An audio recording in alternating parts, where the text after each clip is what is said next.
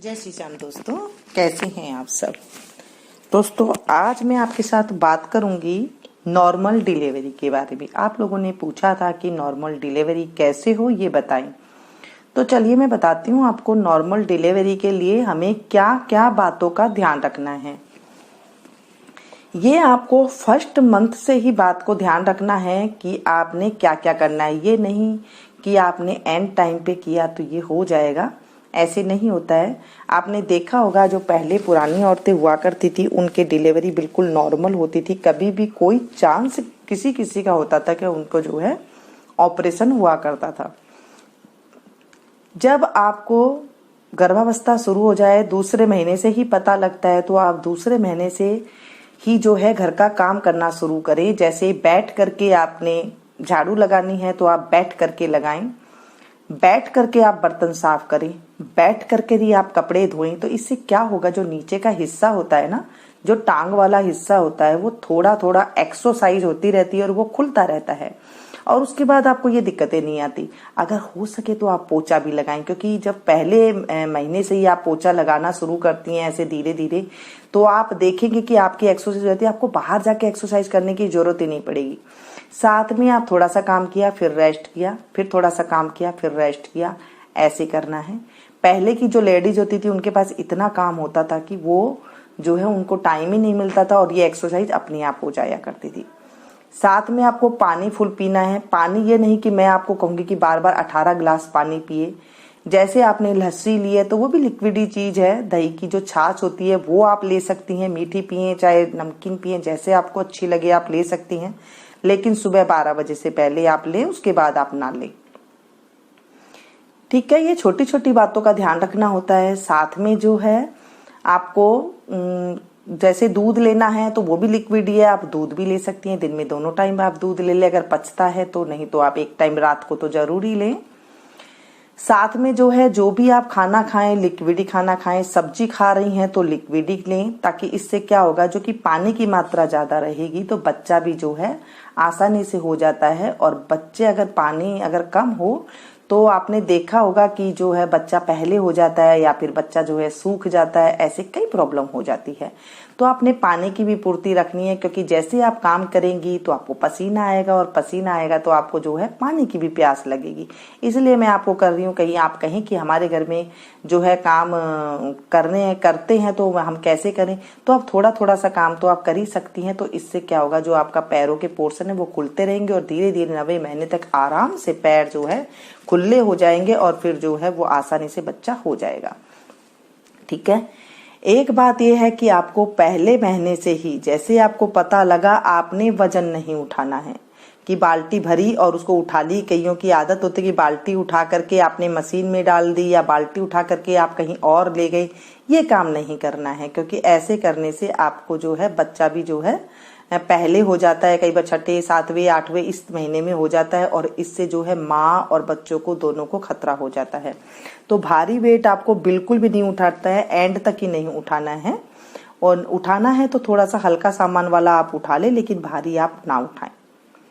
एक चीज का और ध्यान रखें, अपना वजन ना बढ़ाएं। आप ध्यान रखें कि ज्यादा आपको ठूस ठूस के नहीं खाना है। पेट भर गया, नॉर्मल खा लिया, आप उठ गई, एक टाइम की बजाय आप 2 टाइम खा सकते हैं। थोड़ा थोड़ा करके खाएं।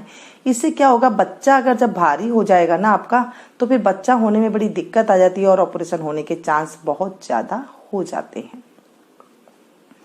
इस तरह की ये बातें होती हैं जो थोड़ी थोड़ी हमें थोड़ी थोड़ी सी ये बातें हैं, अगर ये चीज ध्यान रख लेती है ना लड़कियां, तो उनको जो है आगे दिक्कत नहीं आती है।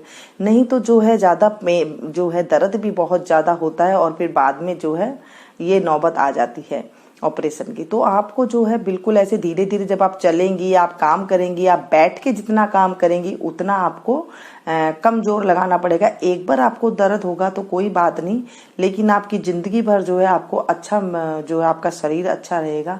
अगर एक बार आप ऑपरेशन हो गया आपको उस टाइम तो दर्द नहीं होगा, लेकिन बाद में जो है आपका मोटापा बढ़ जाएगा, पेट बाहर निकल जाएगा और पता नहीं क्या क्या बीमारियां और लग जाती है जब ऑपरेशन से बच्चा होता है, क्योंकि आप उस टाइम पे कोई चीज ऐसी खा नहीं सकती हैं और उसके बाद जो है आपको बहुत दिक्कत आती है। तो इससे अच्छा है कि आप 9 महीने इस तरह से ये जब बातों का आप ध्यान रख लेंगे तो आपको जो है बहुत ज़्यादा आगे दिक्कत नहीं आएगी।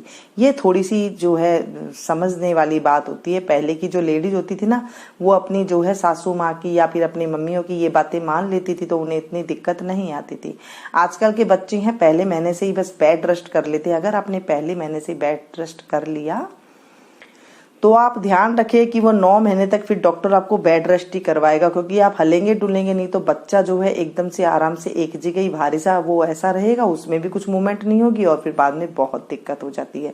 आपको जो है सुबह शाम घूमना भी है, चाहे आप घर में है तो घर में घूम ले, बाहर जा रही है तो आपको बाहर वॉक जो है वॉक करनी है तो आप वहां पर वॉक कर सकते हैं। जैसे आपको घूमना है, टहलना है, आधी आधी घंटे टहल ले या फिर इतना काम करें कि आपको जो है घूमने की जरूरत ही ना पड़े। लंबी लंबी सांस लेनी है। क्यों? देखिए पहले की जो लेडीज थी ना, जब काम करती थी तो उनको सांस अपने आप ही लंबी लंबी हो जाती थी। आजकल तो हम ऐसा कुछ काम करते ही नहीं कि हमारी सांसें जोर जोर से आए। तो आप सांस गहरी गहरी ले ताकि अंदर जो है आपको ज्यादा से ज्यादा ऑक्सीजन मिले और बच्चा भी जो है आराम से अच्छा वो निरोगी पैदा हो।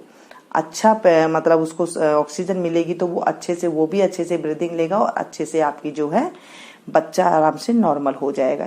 ये है छोटी छोटी बातें जो कि आपको 1 महीने से लेके 9 महीने तक इन बातों का ध्यान रखना है। और क्या करना है, देखिए 8वें महीने तक तो घी जहां तक हो आपको कम ही खाना चाहिए। फ्रूट वगैरह ले लें, ये चीज ले लें, लेकिन जैसे ही 9वां महीना लगता है आपको घी शुरू कर देना है।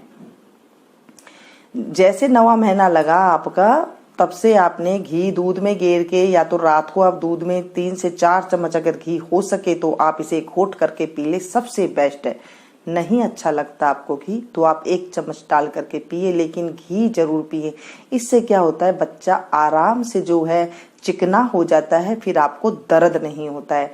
ये मेन सीक्रेट वाली बातें हैं जो कि बड़ी बुजुर्ग हमारी बताया करती थी, और मैं आपके साथ वही पुराने जमाने वाली बातें ही करती हूँ। ये नहीं कि मैं आज की, और भी कई विधियां हैं जो मैं आपको बताऊंगी जिससे नॉर्मल डिलीवरी हो जाती है और बिल्कुल भी पेन नहीं होता है। थोड़ा बहुत होता है, इतना तो आपको ऑपरेशन में भी कितनी ज्यादा मुश्किलात होती है, क्योंकि जब आप नहीं सहन करेंगी, नहीं ये काम करेंगी तो ऑपरेशन होने के बाद आपको पता है कितना मोटा मोटा पेट हो जाता है और उसके बाद बहुत सारी दिक्कतें आती है दोस्तों, बहुत सारी दिक्कतें आती है। तो अगर आप ये चीजें छोटी छोटी अपना लेती हैं तो आपको बिल्कुल भी दिक्कतें नहीं आएंगी। और भी कई चीजें हैं, जोइया हैं, सेवैया हैं, कई चीजें हैं, वो मैं आपको अगली वीडियो में बताऊंगी, क्योंकि ये वीडियो बहुत लंबा हो जाए। जब मैं बताने बैठती हूँ ना तो मुझे ये नहीं पता लगता कि मैं कितना बोल रही हूँ। जैसे जैसे बातें होती है मैं वैसे वैसे ही बताती रहती हूँ।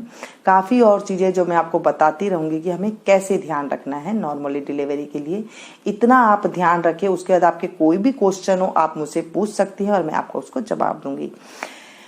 उम्मीद करती हूँ फ्रेंड्स ये वीडियो आपको बहुत काम आएगी। पसंद आई तो प्लीज एक लाइक जरूर दीजिएगा और इसे ज्यादा से ज्यादा शेयर कीजिएगा। क्यों? क्योंकि पता नहीं किसको कब इसकी जरूरत पड़ जाए और किस लेडीज को जो है इसकी फायदा हो सके इससे, ये बात सुनने पर। तो ये जरूर आप इसे शेयर कीजिएगा अपने फ्रेंड्स और फैमिली में, ताकि उनको भी फायदा हो सके। मैं मिलती हूँ फिर से एक ऐसी ही टॉपिक लेकर के। Thank you. जय श्री राम।